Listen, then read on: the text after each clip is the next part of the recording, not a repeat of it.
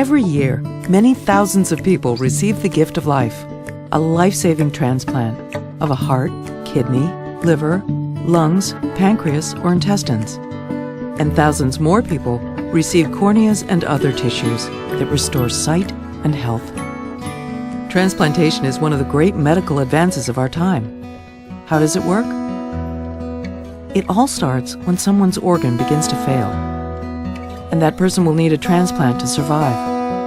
A thorough evaluation is conducted at a transplant center, and if the person's a good candidate for a transplant, he or she will be put on the National Transplant Waiting List. Once a person is on the list, the wait for an organ begins. A national system matches people on the waiting list with donors. The factors considered in matching donors and recipients include blood type and body size, how sick the patient is, distance from the donor, tissue type, and length of time on the waiting list. What doesn't get taken into account? Organs are never matched based on race or gender. Income, celebrity, and social status are also never considered in matching donor organs to waiting patients. There's no telling how long the wait will take. In fact, some people don't receive an organ in time because the waiting list is very long and there aren't enough donors available. That's why an average of 18 people on the waiting list die each day. Imagine how many we could save if we all were donors. Most organs for transplants come from deceased donors. Here's how that happens. A person comes to the hospital with a life-threatening brain injury, such as from an accident, a stroke, or lack of oxygen. The doctors work hard to save the patient's life, but sometimes nothing can be done. There's a complete, irreversible loss of brain function. The patient is clinically and legally dead. That's when being a donor can turn a time of loss into a time of hope. Because machines have kept blood containing oxygen flowing to the organs, they can be passed along. One person can give life to as many as 8 people through organ donation and enhance the lives of 50 people or more through eye and tissue donation. But now, minutes matter.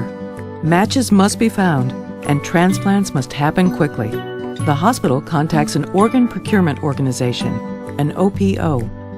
OPOs manage the organ recovery process. The OPO checks the state organ donor registry. If the person is already registered as a donor, they'll inform the family. If not, they'll ask the family to authorize donation. A medical examination takes place. They check the medical and social history, and if the person is eligible to be an organ donor, the computer begins the search on the national waiting list for well-matched patients. The best matched patients for each organ are contacted by their transplant teams. This is the call that every single person on the waiting list has been hoping for. The call that could mean a second chance at life. Now the transplant happens. A surgical team recovers the organs, then corneas and other tissues. The organs are sent to the transplant hospitals where the patients and transplant teams are waiting, and the life-saving transplants take place. It will take healthy living and medications to keep the organ working well in its new home.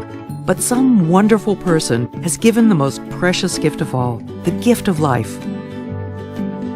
You too can make the decision today to sign up on your state registry as an organ, eye, and tissue donor. Any age is the right age, young or old. And any day is the right day to sign up as a donor.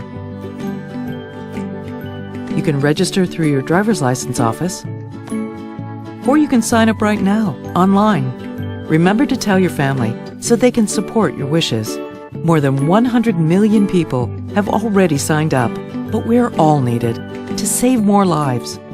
Go to organdonor.gov and sign up in your state donor registry as an organ, eye, and tissue donor. Go to organdonor.gov and share the gift of life.